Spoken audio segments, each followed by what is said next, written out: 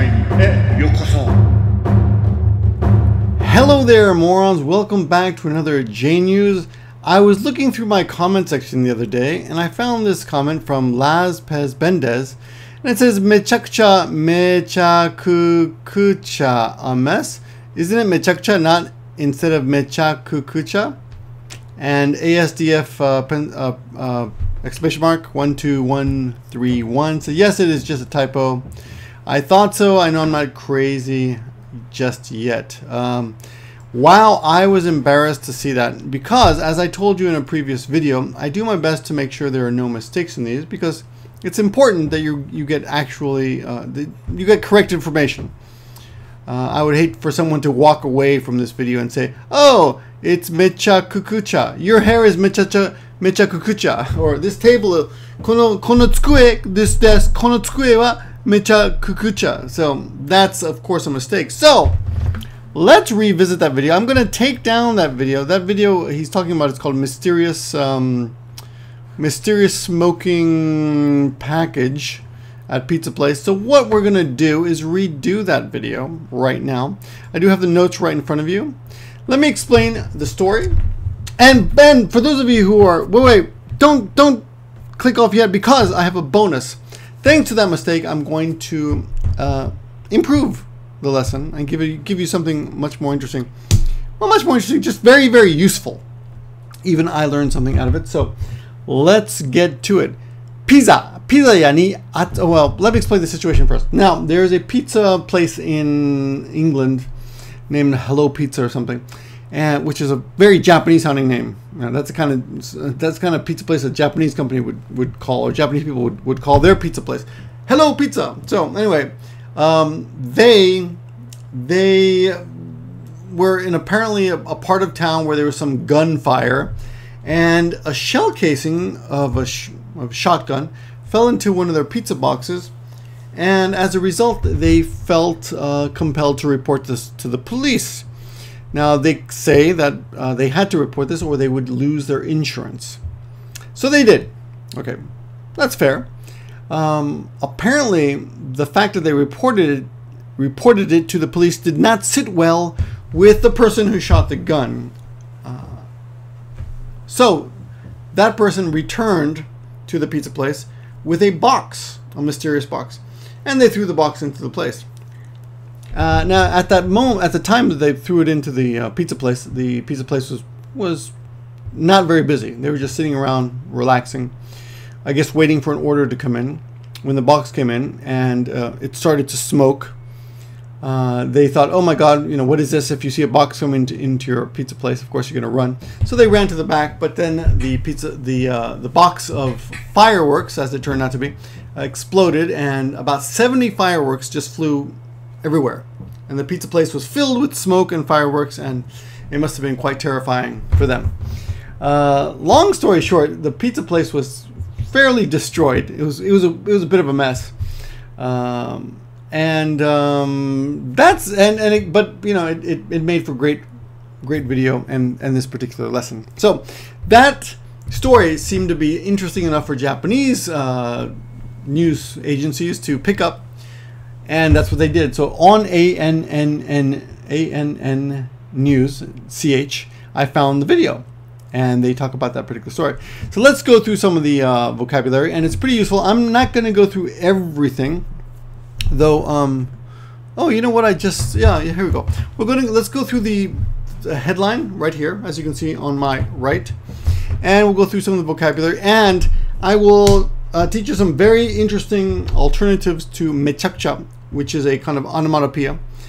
Let's get to it. Okay, so first of all, we've got to be careful about the word pizza, because pizza in Japanese is not pizza, it's piza. They might understand pizza, but they might not. That's how bad it is. If you don't pronounce something in katakana using the correct katakana pronunciation, they may not understand it. If you say karaoke to someone, they're not going to understand it. You have to say karaoke, and that's the Japanese word, right? But the way we say it is different. There's a million expressions of this, examples of this. Shirt, shots. What's else? What's another example of that? Maybe table. table, things like that. Okay, I mean, it goes on and on. But anyway, pizza becomes pizza. Piza. So piza, adding this ya kanji to the end of something indicates it's most likely a store of some sort. Piza, hanaya. Hana meaning flower. Well, let me give you an example here. Hana is flower. Adding ya would turn it into flower store, etc. You get the idea. Okay. Piza ya ni atsu atsu. So ni indicates the direction of something. In this case, in a pizza place. Atsu atsu. Atsu atsu is katakana. It's written in katakana, but it's actually this is the actual original kanji atsu, or possibly atsu. This kanji here. Probably this one, which refers to something that's actually hot to touch. This is more weather. The weather is hot. Anyway, atsatsu is the feeling of something that's hot. No is apostrophe s. It's a possessive particle. Todokemono, a delivery. Hako, box. Kara, from. Tobichiru, flying around. No wa. The flying around thing, no again is no indicates something. When you add it to a verb, it means it modifies the verb and it means something from that verb. It's a noun created from the verb. So the flying around thing.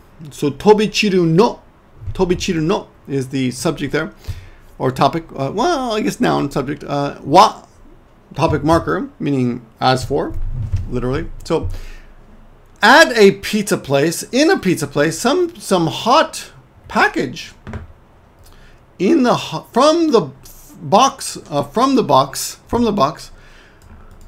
The flying around thing is, what is it? Okay, so let's go through this again one more time just to see it in separate lines here. Piza ya, ni, in, atsatsu, hot, no apostrophe s, todokemono, delivery, hako, box, kara, from, tobichiru. In this case, no is sometimes apostrophe s. In this case, it turns the verb into a noun. The thing flying around, the flying around thing. What, topic marker. And then the lady in the video will say toндемонаи, which is a great word and just means that's crazy. If you say thank you to someone like arigatou gozaimashita, they might say, what are you talking about? What are you crazy? Toндемонаи means forget about it. Mono is a thing. We talked about this already. Pizza 10, pizza place. 10, this kanji here indicates a store. What is the difference? This is the actual store. This is a pizza place, a place that sells pizza. This is the actual, I suppose, the physical store though. Pizza 10, pizza place. 10, and then you have ten. Of course, this means store of some sort, and in means person. So the person who works at the store, literally the staff. Here's a new word for me, mattarishiteiru. Mattari means laid back. And this is the first time I've heard this word. And I tried using this with my in-laws, and one of them understood it and the other one didn't, but my wife did. I've talked to a few. I've tried it with a bunch of young people. Everyone seems to understand it, though I'm not sure it's that common. But it is in the article, and and it's a pretty cool word. Mattari is like laid back or mellow. Adding shiteiru to it means just chilling. So actually, I think a better definition of this would be just chilling. Whoops. Let's see if we can do this correctly. Come on, give me a comma. Give me a comma. $10 for a comma. Mattari, laid back. Iriguchi is the entrance, and we should also learn deguchi while we're at it. And deguchi is exit. I'll tell you a very funny story. Many years ago, I was at a hotel for some wedding, and one of the staff had a plate there that said deguchi on it. No, what was it? Yeah, deguchi. It had deguchi, and I recognized that as exit. And I thought, oh, that must be like her position or something. She must be working the exit, or that must be her staff position at the hotel in this banquet. We're having it was a wedding. It was a reception for a wedding. So I said, not jokingly, I said, where is Iriguchi-san? and she thought I was joking. Turns out that was her name. So there are actually people in Japan with the name Deguchi. Lovely lady, but she had no sister. Anyway, iriguchi, must know word. Iriguchi is the entrance of anything, the entrance of something. Someone asked me, what about doukutsu, which is a cave? Doukutsu. There we go. What about because the cave, you say the mouth of a cave. So do you say doukutsu no kuchi? No, you would say doukutsu no iriguchi. Again, oh, sorry. Doukutsu no iriguchi, so it wouldn't change. Anyway, let's go on. Kurofuku, black clothes. This is kuro, and fuku, kurofuku, black clothes. Araware, to appear. The actual verb is arawareru. Arawareru. Past tense, awareta. Arawareta. Appeared. Hako. Now, because in this case it says araware, because it's, well, one thing, it's a newspaper article, but when it's an incomplete verb like this, because remember the original verb is arawareru, with a ru at the end, ru. But when it's cut like this, it indicates most likely that there's some kind of action continuing. Anyway, hako, box, oite, to put. When you use the te form ending of a verb, because the original verb is oku, to put, but when you change it to oite, it indicates again that there will be further action happening. So someone came into the iriguchi, to the entrance, put down a box, hako o oite, and then tachi satte. Tachisaru is the verb to leave. Tachi satte ikimashita. Remember, using the te form indicates a further action happening later. Adding ikimasu, here we go. Ikimasu to the end of that, ikimashita. Here, right here, ikimashita or ikimashita. It's a little bit like went and blah, blah, blah. So, for example, he went and quit his job, or he went and ate a sandwich, or he went and punched him. You know, go and do something. In this case, he went and left. Tachi satte ikimashita. He went and left. Tachisaru, the verb is to leave. Iku is a very basic verb. If you're a shokyu or a beginner student, you must know iku. That's very, very useful. It is also a word that you might come across if you're into adult entertainment. If you don't know what I mean, leave it in the comments and someone will answer you. I will not. Ikimashita is the past tense of iku. Ikimashita. Tsugi no shunkan. In the next moment. That's a great storytelling expression. Tsugi no shunkan, in the next moment. And then tsugi, one after another. One by one. Now notice that I have this kanji here. It's like, I guess it's technically a katakana, but added to a kanji, it indicates that you should repeat the previous kanji. And I, in the original video, asked you, come up with other ones. Another very common one is tokidoki. Tokidoki, which means sometimes. Tokidoki, sometimes. And in a video that I made after this, we had the word samazama, which means various. Wait just a minute. Samazama. Remember, the second kanji's pronunciation changes a little bit because it's dependent on the previous kanji. But it's, in this case, it's the same kanji, right? But the sound changes. So it's, if you have this second kanji here, this katakana, indicates you should repeat the first kanji. The first kanji is toki, so you might think, oh, I should just say toki, but no, you have to change it to it's more pleasing to the ears. Just think of it that way. Instead of saying toki, we would say tokidoki sometimes. Same thing with sama. Instead of saying sama, you would say samazama. Now, I'm pretty sure there are some that don't change. It depends on the case. Anyway, samazama means various, and we will come across that in a following video, or because I'm making this after, I guess, a previous video. Anyway, keep watching my videos. You'll learn a lot. Kemuri, smoke. Shibaraku shite, another great storytelling word. Shibaraku shite, a little while later. Tennai, in the store. And here's the word I screwed up. I made a typo in the last video, and I told a friend about this, and he said, you don't have to be so perfect. If you're perfect, you're never going to get anything done. But I got to do my best. So, mechakucha, and this is the word we're going to exploit in this video in a few minutes. Keep patient. If you watch the other video, keep watching. Here's one of the kind of a phrase here that we do here in the video. Hanabi ga tsumatta hako. Hanabi is, of course, fireworks, as we see down here. Hanabi's fireworks. Ga is a topic subject marker. I never wrote that, huh? A subject marker. Let's add that here. Ga. Oh, oops. Yes. That is the subject marker. Okay. Tsumatta. Tsumaru is to pack something in, or stick a lot of stuff into something. Tsumatta would be the past tense, and you use that with another noun to modify the noun. So tsumatta hako is the box hako packed with fireworks. Literally. Okay. Now that's basically the video. Very useful. Now at the end of the video, they try to explain why this crime happened. And apparently, well, they don't explain it in the Japanese video, but I did a little research, and it turns out that it's probably because this pizza place reported the shell casing in their pizza box.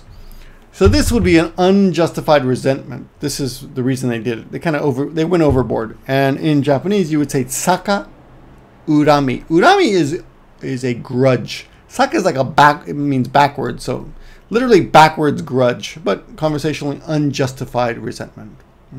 And another word you will see quite a bit, and I've done in previous JNEWS videos, is the expression hanko ni yobu. Hanko is crime, but this is a set phrase. Hanko ni yobu means to commit a crime. Now let's take a minute to listen to the actual video. And remember, these videos often get deleted, so if you'd like, well, you're not supposed to download videos off YouTube, but if you can figure out a way to do it, I would highly recommend it. Listening is very important. You have to listen 100 million times. Let's take a listen together. I will pause and remind you of some of the vocabulary that we learned today. イギリスのピザ店にとんでもないものが届けられました。イギリスのピザ店。イギリス is England. No apostrophe s. ピザ店。とんでもない。That's the word that I liked. イギリスのピザ店にとんでもないものが届けられました。そのとんでもないものとは。とんでもないものが届けられました。A crazy, unthinkable thing was delivered. イギリスのピザ店にとんでもないものが届けられました。そのとんでもないものとは。そのとんでもないものとは。What is that crazy thing that was delivered? イギリス・リバプールのピザ店。店員がまったりしていると、店の入り口に黒服の男が現れ、箱を置いて立ち去っていきました。店員が、the staff、店員がまったりしている。They're just relaxing, hanging out. イギリス・リバプールのピザ店。店員がまったりしていると、店の入り口に黒服の男が現れ、箱を置いて立ち去っていきました。店の入り口。Remember, 店 is store, 入り口 is entrance. 店の入り口に in the entrance. 店の入り口に黒服の男が現れ black clothes の男 a man wearing black clothes が現れ appeared. Let's go back and listen again. 店の入り口に黒服の男が現れ箱を置いて立ち去っていきました。箱を置いて he put down the box. 箱を置いて立ち去っていきました。And then he took off. 箱を置いて立ち去っていきました。And he took off. 箱を置いて立ち去っていきました。And that's basically it. Please check out the video. It is linked in the description. And on with this video. We have more to study. Okay. So let's get to the bonus of this lesson. And that's the use of mechakucha. Mechakucha. Mechakucha is used for a messy room or a desk or a relationship. Quite a few meanings. Mechakucha also means very. So, watashi no table wa mechakucha, for example. But often you would just say, something is mechakucha. Kono heya wa mechakucha. This room is a mess. But it can also be your relationship with someone. Uchi wa mechakucha. My house is a mess. It could be physically a mess, or it could be like the family relationships. But it also means very. So mechakucha tsukareteru. I'm really tired. Mechakucha oki. It's really big. So you'll see it quite a bit. It might mean messy, or it might mean very much. Okay, like super. Very similar is the word gucha, gucha, gucha, gucha. And that's also used for physical things, things that are around. The room is a mess, it's gucha, gucha. Sloppy or cluttered. Another word that is very similar to messy, another messy word is bosa, bosa. Usually used for hair. If your hair is like this, we say bosa, bosa. The hair is messy, unkempt. Okay. And an example of this is bosa bosa no atama. Literally a messy head. Atama is head. Unkempt. Oops, there's another typo. God damn it. How did I get that? This is a different language lesson, a different kind of language channel, isn't it? Okay. Here's a great one. Bo bo, which means big and messy or outgrown. So for example, if I wanted munage, munage is your chest hair. Munage. Munage. Okay, here we go. Yeah. So this is this is chest hair. Mune is chest, but when you put these together, these two, chest and hair together, you pronounce it munage. And that's chest hair. So if you wanted to be funny, you could say his chest hair is like out of control. He's got a really hairy chest. Munage wa bobo. He's got a really hairy chest. Like, is that guy wearing a sweater or what? Okay. Anyway, bobo can also be used for the garden. The garden's out of control. You know, the weeds just growing everywhere. Niwa, niwa is garden. Niwa. Look it up. You got to do some work on those videos. I can't give you everything. The next word, which also means something is dirty, is doro, doro. And doro, well, doro is mud, so doro, doro is muddy. But it's also used for a sordid relationship. For example, that guy is dating he's secretly dating his wife's sister. Whoa, that's so doro, doro. Kankei is relationship, so sono kankei wa doro doro. It's a very sordid relationship. And one of the best words that you will ever come across in Japanese is boro boro, boro boro, boro boro. And that's when something is shabby. For example, well, I don't have a good anything. Well, this is my change purse, and if my change purse is old and all tattered and worn out, I might say mo boro boro. My shoes, kutsu an boro boro. My shoes are just a mess. They're all tattered and they need to be replaced. That's boro boro. Worn out, tattered, or shabby. Okay, now it's not used like the English shabby where you say, oh, not too shabby. Never use it that way. It's literally when something is worn out. And that's basically it. You do not use that with relationships. It's actually physically messed up. Anyway, that's my video. I'm very happy to make this video. I think this is, if I do say so myself, this is a goddamn good video. I hope you learned a lot. I learned a lot making this video, as always. Oh, you know what? Actually, let me add a little bit more to this while we're here live. The other day, I was discussing these words with Mully from who also lives in Japan, and I asked him what words he used to say messy. Of course, he used mechakucha. That's probably the most common one, and we came up with this word which is gocha, gocha, which is also messy, but it's also mixed up. Like everything's just all mixed up. Gocha, gocha. And I will, you know what, why don't we, let's look over here. This is a future video. I have to work on that too. Let me show you this one, gocha gocha. Actually, I don't think they do a good job here with the explanation here. Yeah, jumbled, mixed up. Yeah, I was right, okay. So when something's jumbled or mixed up, we use this word gocha gocha. Jumbled or mixed up. And another one that he taught me that I'd never heard before was jori jori. Is that right? Yes, jori jori, which is the feeling of an unkempt beard, which is what I have today, actually. I've not shaved for 2 years. So, well, you know what? I'm not sure what you would say in English. Rough, stubbled, like a stubbled beard. Let's see what we can find here, jori jori. Actually, there's nothing here. But I've talked to a few other Japanese about this expression, and they seem to know it. What do you know? It's not in the dictionary. Huh. Well, I hope I'm not screwing this whole lesson up. It's not in the dictionary. Let's see if we can find it somewhere else. Let me look on general Google. Jori. Let's see. And jori to wa jori. Here we go. Oh, it is in the bank. It is in the this is the dictionary. Jori. So this is something called koto bank. So the bank of words. Koto is kotoba. And let's see. Yeah, kamiya hige nado so. Or, oh, this is the sound of shaving, it says.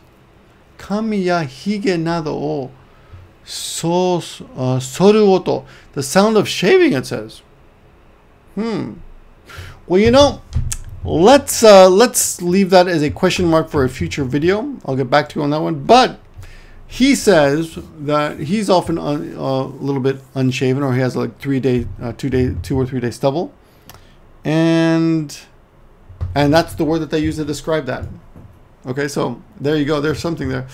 Let's see. Let's learn together. Let's go over to ALC and see what we can find on ALC.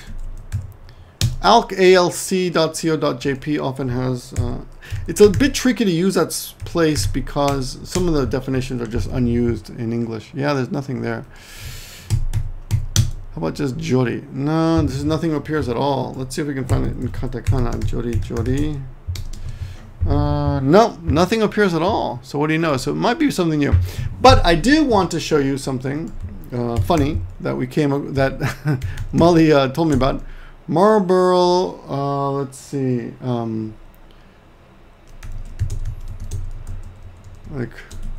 Let's see if we can. If you get a pack of Marlboros and crumble them up, like, let's see if we can. Marlboro pack crumble. Let's see if we can find it. For example, we don't have a good crumbled up pack of Marlboro cigarettes. Okay, so here's something else. The word maru, M-A-R-U. I don't have a good example of this. Crumpled up pack of cigarettes. Crumbled up pack. Let's say crumbled up pack.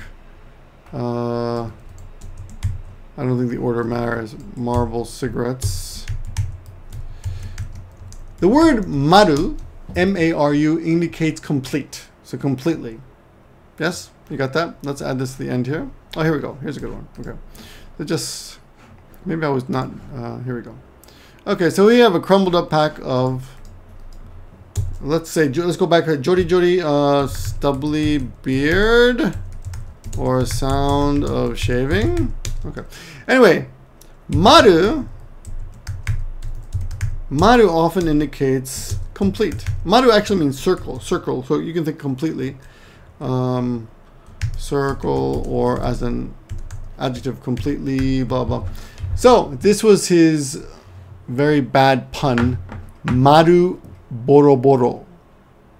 Maru boroboro. Marlboro. Remember, Boroboro is shabby, tattered, worn out. So this is his pack of tattered, worn out cigarettes. You get it? Marlboro, Maru completely, Boroboro, Maru Boroboro. There you go. Anyway, so I think that deserves a round of applause. Thank you very much. And if you don't know Mully, check him out on Warmoth Strat. He doesn't usually do Japanese lessons, but he does occasionally. His Japanese is very good. Anyway. Thank you very much for watching. Always, thank you for the support. Let's thank our lucky stars that you caught my mistake. If you do find a mistake, feel free to point it out. It's usually not a mistake. It'll be a typo. But I'm still embarrassed to have any typos on this channel. I try to make this channel as accurate as possible. So it really bothers me if there are typos. So if you do point them out, I will thank you for them. I will thank you for doing that. And we can all end up learning something from that mistake, like we did today, I hope. Thank you very much for watching. And again, if you'd like to support these videos, if you do appreciate the work, and I put a lot of work into these videos, and you want to support me, please go to Patreon or PayPal. You can send me a one-time thank you, or you can be a monthly supporter. We do appreciate the support. And it does go to supporting maggiesensei.com, the website, which is really one of the top-rated language websites now for Japanese learning. If you don't know it, you got to check it out. Check it out. See you guys in the next video.